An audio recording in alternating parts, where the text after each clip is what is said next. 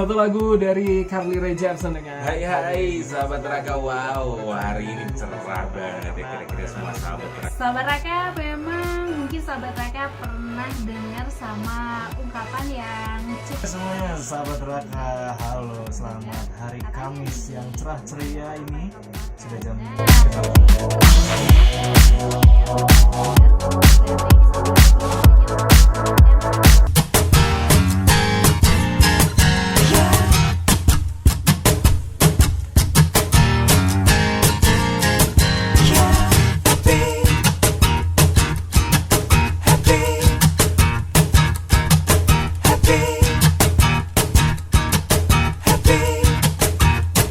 Sahabat Raka, di pagi hari ini Mariska sudah tersambung dengan official akun dari RSHS Bandung. Nah, seperti janji Mariska, kalau di pagi hari Rabu ini Mariska barengan sama Dr. Ahmad Imron, spesialis bedah saraf. Ini akan membahas seputar pembedahan pada nyeri wajah trigeminal ya. Dan nanti juga kita bakalan cari tahu nih fasilitas untuk pelayanan medis yang ada di RSHS seputar nyeri wajah trigeminal seperti apa.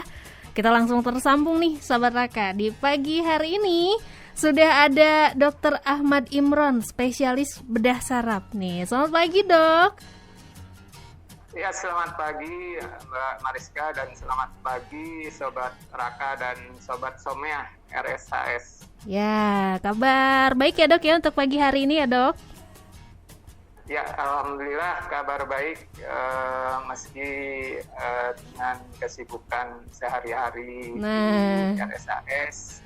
Siap. Kita menyempatkan diri untuk bergabung dengan Sobat Raka sekalian. Nah, ini mau memberikan informasi yang sangat penting ya Dok ya?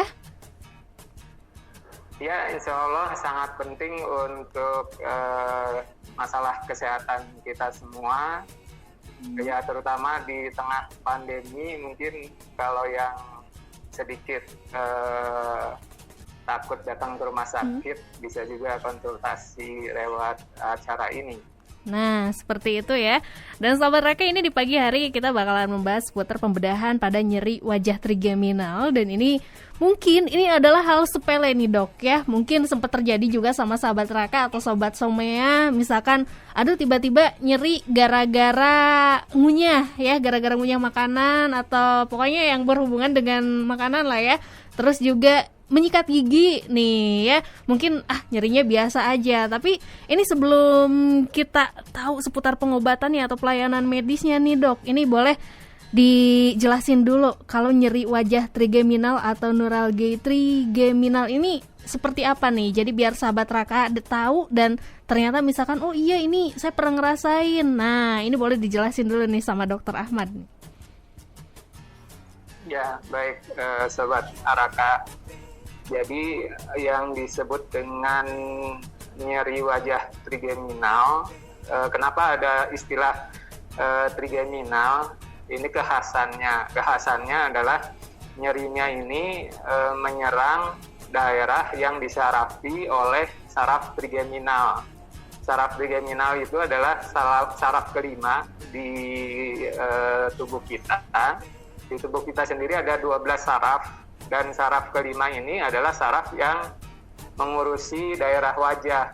Jadi kalau kita wajah itu dari dahi sampai ke rahang, itu ada 3 area, ada dahi, kemudian ada pipi, kemudian ada rahang. Nah ini semua dipersarafi oleh saraf trigeminal, sehingga yang disebut dengan nyeri trigeminal adalah nyeri yang sifat daerahnya adalah daerah yang dipersarafi oleh saraf trigeminal, kemudian dia sifatnya nyerinya hebat, jadi boleh dikatakan seperti kesetrum gitu, kemudian seperti menusuk-nusuk, dan terjadinya itu bisa spontan, bisa juga karena ada stimulus ringan yang tadi disebutkan, bisa pada saat mengunyah, bisa pada saat menyikat gigi gitu. Jadi di beberapa kasus pernah kita dapatkan itu giginya sempat dicabut sehingga hampir habis giginya, itu sakitnya nggak ketemu juga, nggak sembuh juga. Jadi memang sakitnya itu tidak berhubungan dengan giginya, tetapi dia berhubungan dengan saraf yang mempersarafi di daerah gigi tersebut gitu. Itu sebagai pendahuluan. Siap ya. Ini berarti berhubungannya tetap kembali ke saraf ya dok ya. Tapi kalau ngomongin saraf trigeminal sendiri nih, ini boleh dijelasin juga sama dokter. Ini jadi untuk saraf-saraf dari trigeminal ini apa aja nih? Ya, jadi disebutkan bahwa saraf trigeminal itu adalah saraf yang mempersarafi daerah wajah. Jadi kalau kita bagi dua, jadi saraf itu kan ada saraf perasa, ada saraf untuk motorik. Jadi untuk trigeminal ini, saraf perasanya adalah yang mempersarafi wajah. Jadi kalau kita wajah kan ada kanan kiri, ada dahi, pipi, dan rahang. Nah, ini tuh sebenarnya sumber sarafnya adalah asalnya dari otak di bagian belakang ini, kemudian dia bercabang ke depan, dan kalau ada rasa di daerah wajah itu, saraf itulah yang meresponnya gitu. Dan fungsi lainnya adalah pada saat mengunyah, kan ada otot pengunyah, salah satunya juga itu disarafi oleh saraf trigeminal ini. Jadi pokoknya dia berhubungan dengan sensasi di daerah wajah dan beberapa otot untuk mengunyah. Siap. Itu ya. Mbak, sobat Raka sekalian. Oke ya. Tapi memang dok ini kejadiannya sepertinya banyaknya karena aktivitas makan ya, atau yang tadi mungkin mengunyah ini banyak terjadinya. Karena sering juga nih, hampir sering Mariska ngedenger, tapi ternyata ini ada sesuatu yang berhubungan sama sarafnya juga ya. Tapi nih dok, kalau misalkan ngomongin yang tadi nih, ini kan kasus yang terbanyaknya adalah dari aktivitas makan atau mengunyah makanan. Sebenarnya gejala dari neuralgia trigeminal ini apa aja sih gejalanya dok? Selain mungkin tadi yang bisa dirasainnya karena makan atau mengunyah, mungkin ada yang lain juga nih dok. Ya, jadi yang disebut trigeminal neuralgia atau nyeri wajah trigeminal, keluhannya yang pasti dia nyeri. Kemudian nyerinya seperti apa dan di mana? Nyerinya adalah nyeri di daerah wajah. Kalau kita bagi, ini adalah saraf trigeminal, ada 3 kan, 1, kemudian 2 dan 3. Kebanyakan umumnya terjadinya adalah di daerah saraf trigeminal yang kedua dan ketiga, jarang di daerah dahi. Jadi keluhannya pasti di daerah wajah itu. Kemudian sifat nyerinya itu nyerinya hebat dan intensitasnya itu kalau dikatakan tinggi, jadi seperti kesetrum atau seperti ketusuk di daerah persarafan saraf trigeminal itu. Kemudian kejadiannya itu yang tadi bisa spontan, bisa juga karena ada stimulus ringan seperti kita misalnya mengunyah atau bicara, atau pada beberapa kasus tertentu bahkan kena hembusan dingin gitu juga dia merasa nyeri gitu. Dan nyerinya itu kalau sampai berat bahkan bisa menyebabkan depresi, karena kan sedikit-sedikit nyeri, mau makan nyeri, sehingga pasiennya kadang bisa depresi. Dan kalau yang paling berat sekali bisa sampai dia ingin mencoba bunuh diri misalnya. Waduh. Gitu, karena saking beratnya nyerinya gitu. Siap ya. Seperti itu. Ini ternyata rasa sakitnya kayaknya bukan rasa sakit yang biasa ya dok ya. Kalau disebutkan adalah neuralgia trigeminal. Kalau misalnya cuman biasa aja mungkin ini belum tentu ya mengalami yang namanya gejala neuralgia trigeminal ya dok ya. Iya betul. Nah, jadi nggak semua sakit bisa disebut sebagai trigeminal neuralgia, karena bisa jadi juga sumbernya kan di gigi. Jadi kalau giginya berlubang kemudian sakit gigi, biasanya diobati giginya sembuh. Nah, yang trigeminal ini kalau walaupun dia keluhannya di daerah gigi atau gusi, tetapi kalau itunya udah baik pun nyerinya nggak hilang. Siap ya. Tapi dok, ini mungkin ada nggak sih cara langkah sederhana nih untuk mendiagnosis apakah ini adalah gejala dari neuralgia trigeminal? Gimana nih cara sederhananya sebelum mungkin pergi ke klinik nih dok? Ya, jadi cara sederhananya yang tadi saya sebutkan, sobat Raka sekalian, bahwa yang pertama nyerinya spesifik di daerah wajah yang disarafi oleh saraf trigeminal, kemudian bukan disebabkan oleh di daerah area itu, misalnya ada gigi berlubang atau yang lain-lainnya di daerah wajah. Dan kalau itu memang sudah terjadi dan biasanya kalaupun keluhannya di daerah gigi, pasti dia akan berobat terlebih dahulu ke dokter gigi, dan biasanya dokter gigi akan tahu bahwa kemungkinan penyebabnya bukan dari daerah gigi, dan pasti disarankan untuk datang ke rumah sakit, ke RSAS misalnya. Dan di RSAS sendiri nanti kita lakukan pemeriksaan. Yang pertama pasti pemeriksaan klinis, jadi kita lihat betul nggak memang nyerinya di daerah trigeminal. Setelah itu nanti ada pemeriksaan penunjang, dan gold standar dari pemeriksaan penunjangnya adalah kita harus memeriksakan MRI atau yang kita kenal sebagai magnetic resonance imaging. Jadi imaging yang menggunakan medan magnet, dan hasilnya nanti ketahuan penyebab dari nyeri wajah trigeminal tersebut. Itu sobat Raka. Oke ya. Tapi dok, kalau ngomongin kasus dari neuralgia trigeminal ini nih, ini biasanya atau kebanyakannya sampai sekarang lah, ini terjadinya kisaran rentan usianya di berapa tahun nih dok? Iya, jadi salah satu faktor resikonya adalah dikatakan karena faktor degeneratif. Jadi biasanya terjadinya itu di usia di atas 40 tahun. Dan puncaknya kebanyakan pada usia antara 50 sampai 60 tahun. Jadi trigeminal neuralgia ini jarang terjadi pada usia dewasa di bawah 40 tahun. Karena memang teorinya adalah dengan bertambahnya usia, anatomi di daerah kepala itu sedikit ada perubahan, sehingga yang tadinya misalnya posisi pembuluh darah di sini, sarafnya di sini, nah dengan bertambahnya usia karena ada perubahan struktur yang tadinya nggak nempel, kemudian dia jadi nempel. Nah ini salah satu teorinya penyebab dari trigeminal neuralgia itu karena ada penempelan pembuluh darah terhadap saraf. Siap. Oke ya, jadi seperti itu tuh sahabat Raka ya.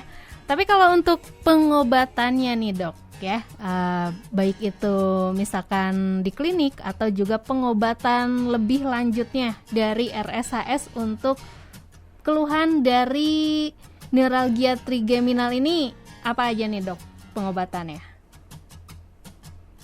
Ya, sobat Raka, jadi untuk pengobatannya tentu saja kita mulai dulu dari yang non-operatif biasanya, karena pasien-pasien juga umumnya kalau mendengar kata operasi, apalagi operasi otak itu kan juga takut ya. Jadi pertama adalah diberikan obat, dan obat ini juga adalah obat yang memang untuk bisa sebagai alat bantu untuk kita mendiagnosa trigeminal neuralgia ini. Jadi misalnya kalau dia betul trigeminal neuralgia, dikasih obat ini itu dia nyerinya akan hilang.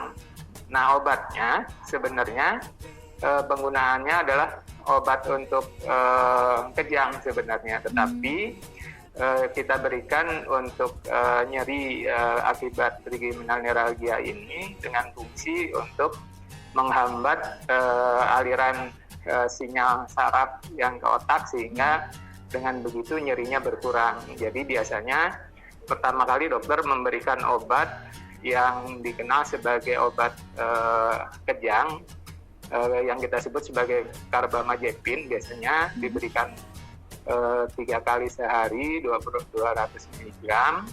Kemudian kita pantau, dan biasanya sih umumnya pasien akan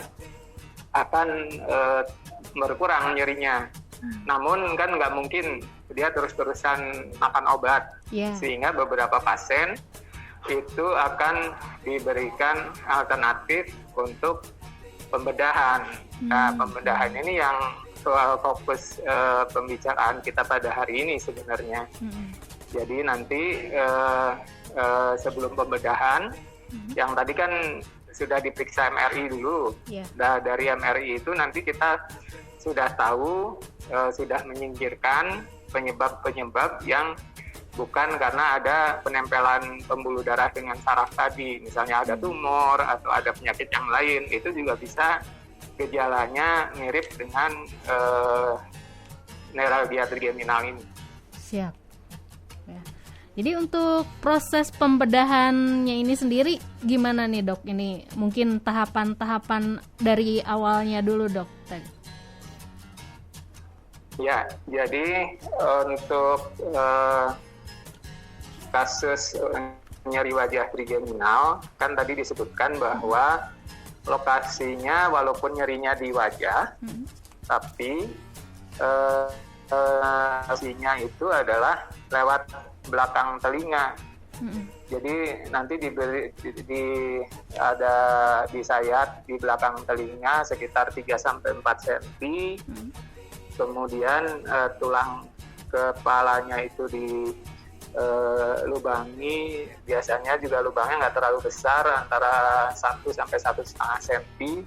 Karena operasinya kita menggunakan mikroskop, sehingga walaupun lapang pandangnya kecil, dengan menggunakan mikroskop itu akan jelas terlihat saraf dan pembuluh darah yang mengalami penempelan pada saraf tersebut. Jadi nanti dokter tentu saja akan melakukan pemeriksaan sebelumnya tadi, dan selanjutnya nanti ada lapisan otak setelah tulangnya terbuka, ada lapisan otak yang menutup otak, itu nanti kita buka. Setelah terbuka biasanya di situ ada cairan otak yang dikeluarkan supaya otaknya rileks dan sarafnya terlihat. Nah, setelah dipisahkan, jadi biasanya antara saraf dengan pembuluh darah di dalamnya itu dia terbungkus oleh suatu lapisan. Dan kalau lapisannya itu kita buka, biasanya sebenarnya sudah cukup melepaskan penempelan dari pembuluh darah ke saraf tersebut. Tetapi supaya dia tidak setelah lepas dia tidak nempel lagi, biasanya kita memasang yang namanya teflon. Teflon itu sejenis serabut kecil yang kita letakkan di antara saraf dan pembuluh darah yang tadi udah kita lepaskan. Sehingga kalaupun dia nempel lagi, dia tidak akan menyebabkan rasa nyeri yang tadi disebutkan itu. Siap. Nah, setelah itu dokter akan melakukan pengecekan supaya tidak terjadi perdarahan, tidak terjadi kebocoran. Setelah itu selesai, baru nanti lapisan otaknya ditutup lagi. Kemudian tulang yang di lubangnya juga kita tutup dengan tulang buatan, dan kulitnya kita tutup. Dan karena operasinya itu sebenarnya bisa dibilang kecil, tetapi karena di daerah otak dia kan resiko tinggi. Jadi biasanya selama 24 jam kita observasi, tergantung kondisinya, bisa di ruangan perawatan biasa maupun di ruang intensif. Dan biasanya si pasien bisa pulang pada hari ketiga atau keempat setelah operasi. Oke. Gitu. Ya, jadi seperti itu sahabat Raka untuk proses pembedahan pada neuralgia trigeminal ya. Ini memang bukan penyakit main-main juga ternyata ya dok ya. Kalau misalkan ada keluhan-keluhan tadi di bagian yang sudah dijelaskan sama Dokter Ahmad. Dan ini untuk sahabat Raka juga, kita ngundangin nih dok nih ya, untuk sahabat Raka yang mau bertanya seputar neuralgia trigeminal, baik itu lewat WhatsApp atau SMS di 081114977787, dan juga lewat live Instagram, tinggal langsung tuliskan komentarnya aja ya di live Instagramnya @raka_fm_bandung. Nah dok, ini tadi Mariska lihat sudah ada yang bertanya lewat WhatsApp di 081114977787, dan ini katanya seputar nyeri wajah. Nah, katanya nih dok, ini tadi sebenarnya sempat disinggung juga sama Dokter Ahmad ya. Ini katanya di bagian giginya ada lubang. Terus kalau misalkan makan atau mengunyah lewat situ pasti akan sakit dan jadinya ke wajah itu jadi seperti ngilu nih dok. Nah, ini apakah bisa disebutkan neuralgia trigeminal? Dan ini kalau misalkan saya sih masalah giginya cuman masalah gigi bolong aja. Cuman memang agak nggak enak juga kalau jadinya tiba-tiba sakit ke wajah dan juga sampai kram di wajah. Nah ini dok, mungkin kram di wajah nih dok, tapi tadi keluhannya yang tadi katanya ada gigi yang bolong. Iya, terima kasih Sobat Raka atas pertanyaannya. Jadi yang saya sebutkan di depan bahwa bisa jadi keluhannya itu berhubungan dengan gigi, dan ada beberapa kasus yang giginya itu sampai dicabut karena mungkin ditambal nggak sembuh, dicabut nggak sembuh, sampai bisa habis gitu giginya tetapi tidak sembuh juga. Nah kalau Sobat Raka yang mengeluh memang ternyata giginya ada lubang, kemudian kalau makan merasa ngilu. Jadi sebelum melangkah ke apakah ini nyerinya masuk ke trigeminal neuralgia atau bukan, tentu saja itu harus diobati giginya. Jadi yang lubang diperbaiki, ditambal, kemudian biasanya kalau sudah sembuh udah pasti nyerinya akan hilang. Dan kalau ternyata sudah sembuh dan giginya nggak ada masalah tapi ada nyeri yang tidak hilang-hilang, bisa Sobat Raka nanti konsultasi ke bedah saraf. Ada kemungkinan memang ada yang kita kenal sebagai trigeminal neuralgia ini. Oke. Itu tahapnya Sobat Raka. Oke ya, jadi seperti itu ya. Tadi sudah dijawab sama Dokter Ahmad dari siapa? Oh nggak ada namanya, dari 081-2230-13 sekian. Terima kasih ya. Lanjut lagi, ada Mira di Mutiara. Katanya mau nanya nih dok, ini kan kalau sekarang banyak sekali yang melakukan suntik botox untuk kecantikan. Nah ini kalau suntik botox sendiri nih dok, ini ada hubungannya nggak sih sama neuralgia trigeminal? Apakah yang melakukan suntik botox itu nantinya akan ada pengaruh nggak untuk di trigeminalnya? Atau malah sebaliknya, mungkin dengan suntik botox bisa mengatasi trigeminal kah? Silahkan dok. Suntik botox yang memang sekarang ya banyak nih dok yang dilakukan mungkin di area sekitar wajah nih ya dok ya, kalau misalkan dalam kecantikan nih, silakan. Iya, terima kasih Sobat Raka. Jadi berhubungan dengan suntik botox, sebenarnya ada juga teori yang menggunakan terapi suntik botox ini untuk trigeminal neuralgia ini. Jadi kan tadi sebenarnya suntik yang tadi kan hubungannya dengan kecantikan ya. Tapi ada juga yang memang suntik botox ini untuk mengatasi nyeri trigeminalnya ini. Jadi suntikannya itu di daerah pusat sarafnya, sehingga si sarafnya ini dia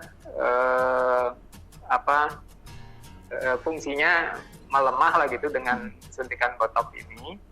tetapi biasanya perlu diulang karena efeknya kan dia akan makin lama makin berkurang, sehingga biasanya beberapa bulan, 3-6 bulan kemudian dia harus diulang lagi, disuntik lagi. Dan biasanya sih untuk pasien yang sudah beberapa kali disuntik juga kadang memilih untuk dilakukan tindakan operasi, karena tujuannya kalau tindakan operasi itu harapannya sembuhnya itu permanen, tetapi kalau suntikan biasanya sembuhnya itu temporer, dia perlu pengulangan suntikan gitu. Dan biasanya sih suntikan itu juga menyebabkan gangguan yang lain, jadi misalnya ada rasa kebas atau apa gitu. Tapi kalau operasi, komplikasi yang rasa kebas dan lain-lain itu biasanya tidak terjadi. Oke, siap. Jadi seperti itu ya sahabat Raka, kalau misalkan neuralgia trigeminal sama suntik botox tadi ya. Dan masih ada nih Dok lewat SMS ya. Ada Ibu Iis di Kosambi mau nanya nih Dok, ini kalau misalkan berhubungannya karena aktivitas makan yang tadi disebutkan, terus juga gejalanya seperti kesetrum juga gitu. Nah ini Dok, kalau misalkan ngomongin soal makanannya, ini mungkin makanan yang mungkin bisa dihindari atau mungkin bisa dikonsumsi biar intinya biar tidak terjadi atau mungkin mengurangi rasa sakit dari neuralgia trigeminal ini Dok. Sama terapinya, adakah terapi untuk mengurangi rasa nyeri dari neuralgia trigeminal, misalkan seperti senam wajah atau apa? Silahkan Dok. Ya, kalau jenis makanannya sebenarnya tidak ada yang khas yang dihindari, karena sebenarnya dengan yang tadi kan ada hembusan angin dingin saja itu bisa menstimulus nyeri. Jadi untuk jenis makanannya nggak ada yang bisa kita hindari, karena air minum pun juga itu bisa menyebabkan nyeri. Jadi yang penting adalah kalau itu sudah terjadi, memang harus diperiksakan ke Hasan Sadikin ya, untuk mencari penyebab dari nyerinya itu. Kemudian kalau sudah ditemukan bahwa memang nyerinya betul nyeri trigeminal, yang tadi saya sebutkan bahwa dokter akan memberi obat yang spesifik untuk nyeri ini. Dan kalau memang betul dia akan hilang, namun ini kan terus-terusan minum obat, jadi sebaiknya nanti kita berikan alternatif untuk pembedahan yang tadi saya sebutkan. Siap ya. Gitu Sobat Raka. Ya. Tapi untuk terapinya apa katanya Dok? Apakah dengan misalkan senam wajah atau gimana, ada nggak? Ya. Enggak, justru kan ada juga stimulusnya karena bicara. Jadi jangankan senam, karena bicara juga bisa sakit. Jadi untuk senam, karena memang penyebabnya adalah di sarafnya, itu ya tidak ada jadi terapi senamnya. Tapi untuk penyakit ini memang tahapnya adalah diberikan obat untuk penghilang nyerinya ini. Siap ya. Jadi memang untuk menghilangkan rasa nyerinya nanti ada obatnya, asal berkonsultasi dulu ya. Jadi jangan sampai salah, misalkan langsung menyatakan dirinya, aduh ini katanya neuralgia trigeminal, taunya belum tentu ya Dok ya. Jadi untuk lebih jelasnya mending langsung dikonsultasikan ya. Nah, ya betul Sobat Raka. Jadi ya. Oke. Nah udah Dok, tersambung lagi nih. Silakan Dok. Ya. Oke Dok, lanjut lagi Dok. Kalau untuk spesialis bedah saraf di RSHS sendiri ini untuk fasilitasnya mungkin ada apa aja nih dok? Boleh dikasih tahu untuk sahabat Raka dan sobat Somea.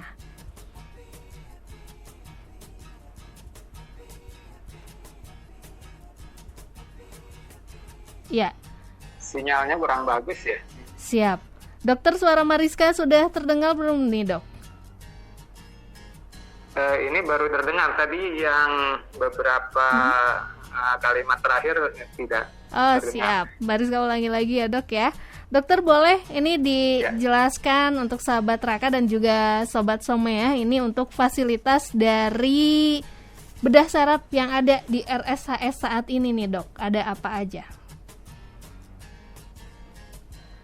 Iya, jadi fasilitas untuk kasus-kasus bedah saraf di Rumah Sakit Hasan Sadikin, kalau dari segi diagnostik kan sebelum kita lakukan terapi biasanya kita perlu diagnostik, jadi perlu pemeriksaan, dan pemeriksaan yang ada di Hasan Sadikin sudah cukup lengkap, mulai dari CT scan, kemudian MRI, kemudian angiografi, dan pemeriksaan-pemeriksaan lain untuk diagnosa penyakit-penyakit yang berhubungan dengan bedah saraf. Kemudian untuk penanganan pengobatannya kita sudah mempunyai mikroskop ya. Mikroskop ini penting karena memang saraf ini kan kecil-kecil, jadi supaya kita tidak memotong sesuatu yang salah, kita harus menggunakan mikroskop, dan kita alhamdulillah punya mikroskop yang sudah cukup modern ya, yang digunakan pada saat operasi. Kemudian kita juga sudah punya alat untuk melakukan bor kepala itu dengan bor yang cukup canggih sehingga insya Allah aman untuk melakukan tindakan operasi. Ditambah juga alat-alat penunjang lain yang pada intinya adalah untuk supaya semua tindakan yang kita lakukan itu aman untuk pasien. Nah, Itu Mbak. siap ya. Yang jelas untuk sahabat Raka pun kalau misalkan mau berobat ke RSHS gak usah takut juga ya dok ya, karena semua protokol kesehatannya udah pasti nih, ini terjamin, terjaga juga ya. Tapi satu hal lagi nih untuk sahabat Raka yang mungkin takut antri nih ya, takut sampai berdesak-desakan, tenang aja, nggak sampai kayak gitu. Apalagi sekarang kalau untuk pendaftaran sudah bisa online ya dok ya untuk RSHS. Ya betul, pendaftaran ya kita sangat concern dengan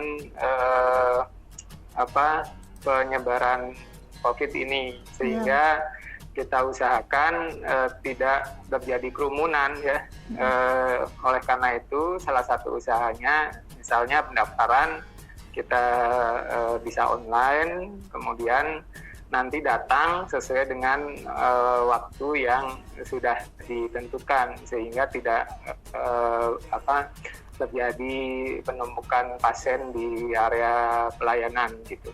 Siap ya, jadi seperti itu. Dan untuk sahabat Raka, untuk kontak lebih lanjutnya semuanya ada di sosial media RSHS, tinggal follow aja Instagramnya di @rshs_Bandung. Di sana juga ada kontak untuk pendaftarannya ya. Dokter lanjut lagi di 081114977787. Ada Pak Nirwan mau nanya, katanya kalau misalkan ada gejala neuralgia trigeminal, ini yang terus-terusan atau yang intensitasnya tadi yang sering berarti ya dok ya. Nah ini katanya dok, kalau misalkan memang sudah didiagnosis ternyata neuralgia trigeminal, ini bisa sembuh nggak dok? Kalau misalkan cuman hanya berobat, mengkonsumsi obat-obatan tanpa harus ada pembedahan. Silahkan dok. Ya jadi tadi sifatnya sahabat Raka bahwa pemberian obat-obatan ini bersifat sementara karena selama efeknya berlangsung nyerinya memang hilang, tetapi setelah efeknya hilang, maka nyerinya akan timbul lagi. Sehingga memang untuk penyembuhan yang total, yang permanen, kalau penyebabnya memang ada penempelan pembuluh darah terhadap saraf, itu harus dilakukan pemisahan pembuluh darah dan sarafnya itu. Karena kalau belum dipisahkan, otomatis harus memakan atau mengkonsumsi obat itu terus-menerus. Oke. Jadi untuk penyembuhan totalnya tetap harus dilakukan tindakan operasi tadi. Siap ya. Jadi tetap harus melakukan tindakan operasi ya atau pembedahan. Nah ini dok, Marisa mau tanya nih, ini kan untuk neuralgia trigeminal ini terjadi pada usia di atas 40-an berarti ya dok ya. Berarti kalau usia di 40 lanjut ini adalah di usia lansia ya, bisa disebut di usia lansia. Nah kalau ngomongin lansia ini mungkin rentan juga dengan berbagai macam penyakit orang tua lah dok ya, katakanlah. Nah ketika mungkin ini mendapatkan atau juga mempunyai keluhan neuralgia trigeminal dan ternyata si orang tua ini punya penyakit semacam hipertensi nih dok. Ketika akan dilakukan pembedahan, ini kalau misal mau melakukan pembedahan neuralgia trigeminal, terus si pasiennya punya keluhan hipertensi, ini seperti apa dok?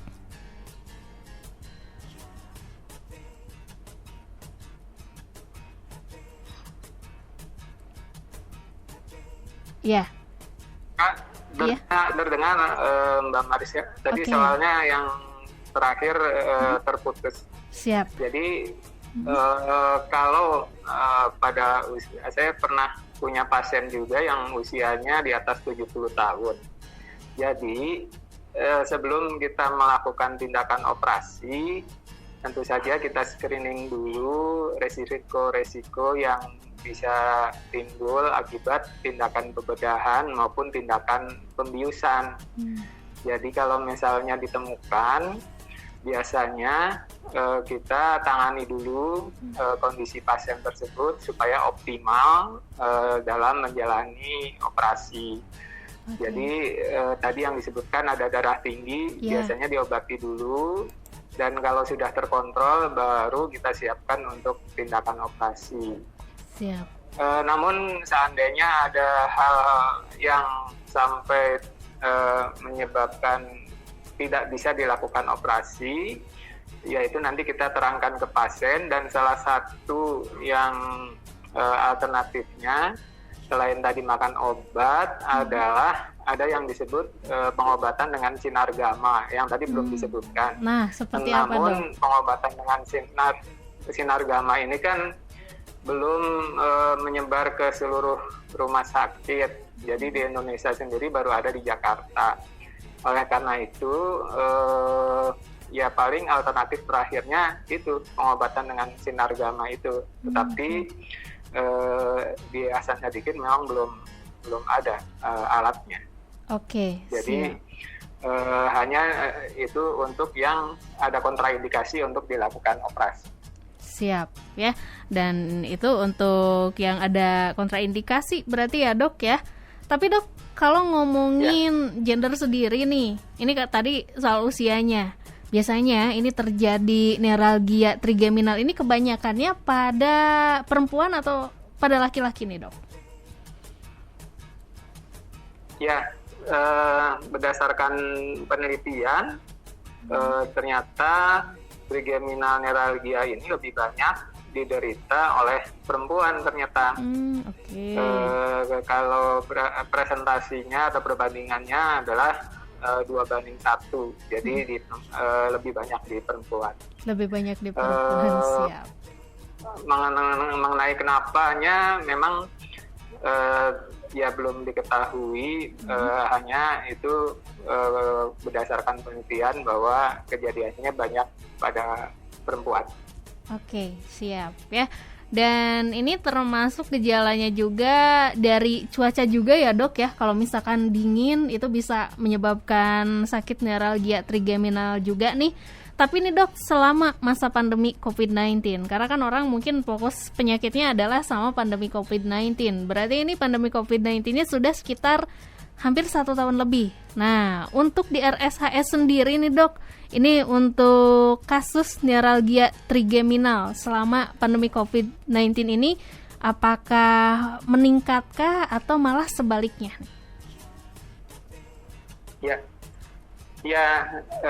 Sahabat Raka, jadi kita tahu bahwa pandemi COVID ini kan sudah masuk tahun kedua ya.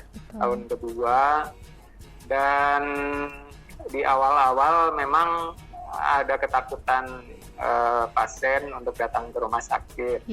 Tetapi dengan berjalannya waktu, kemudian juga sudah ada sebagian masyarakat yang divaksinasi.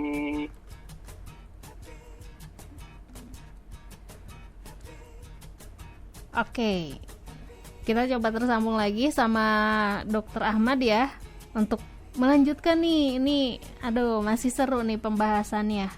Ya, kita tunggu ya. Ini untuk permasalahan neuralgia trigeminal di masa pandemi COVID-19. Nah, dokter, silahkan lanjutkan lagi. Tadi sempat terputus lagi ya dok ya. Terputus ya. Iya, betul. Ini terputusnya ya.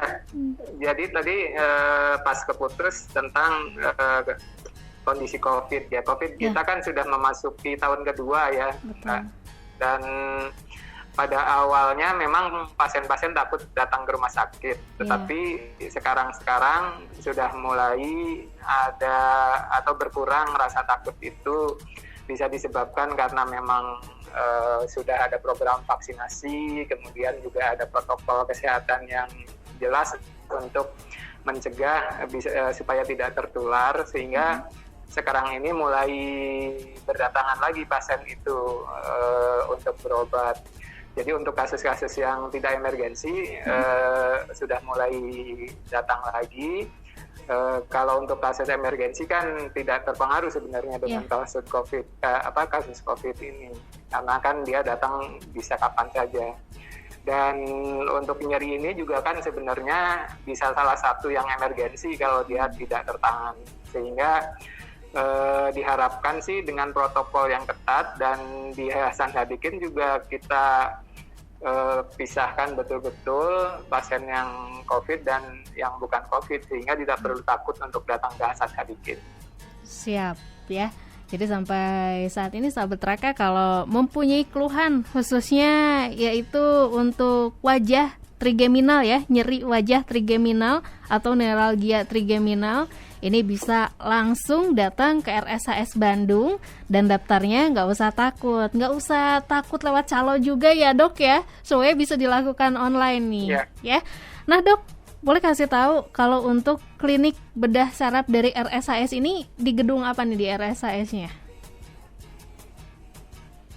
Ya, kalau untuk klinik rawat jalan bedah saraf itu kita ada di lantai 5 dan lantai 6. Dan artinya ada yang untuk umum, artinya untuk umum, dan ada yang eksekutif. Kalau yang umum itu kalau menggunakan BPJS ada di lantai 5. Kalau untuk yang eksekutif dengan pelayanan yang mungkin lebih nyaman itu ada di lantai 6. Oke. Di Gedung Anggrek namanya. Siap ya. Jadi sahabat Raka nanti bisa datang langsung, tapi syaratnya tadi daftar dulu online ya dok ya. Jadi untuk menghindari antrian dulu, nih ya. Dan untuk seluruh informasinya juga bisa dilihat, dan atau untuk kontak personnya juga semuanya ada di @rshs_Bandung ya. Dokter Ahmad, boleh dari Dokter Ahmad ada pesan nih yang terakhir untuk sahabat Raka, atau mungkin untuk ini orang tuanya sahabat Raka mungkin ya, dari anak-anaknya nanti bisa dijaga atau lebih diperhatikan juga ya, apalagi kalau misalkan ada keluhan nyeri wajah trigeminal.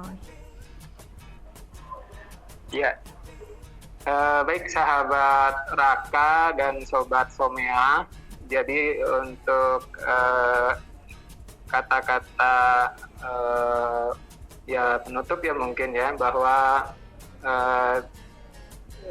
yang pertama tentang nyeri wajah trigeminal. Jadi kalau sobat Someah dan sahabat Raka mengeluhkan itu, yang pasti harus diperiksakan secara pasti dulu ke rumah sakit sehingga penanganannya lebih tepat. Kemudian untuk pelayanan bedah saraf sendiri secara umum di tengah pandemi ini, alhamdulillah sih kita tetap melayani ya 24 jam dan nggak pernah tutup ya untuk kasus-kasus yang emergensi, dan untuk kasus-kasus yang tidak emergensi juga kita melakukan pelayanan. Dan jangan takut untuk datang ke rumah sakit karena protokol kesehatan kita lakukan secara ketat, dan pada saat Ya, mudah-mudahan nanti kita bisa bahas lagi seputar permasalahan bedah saraf lainnya ya dok ya, di lain waktu ya.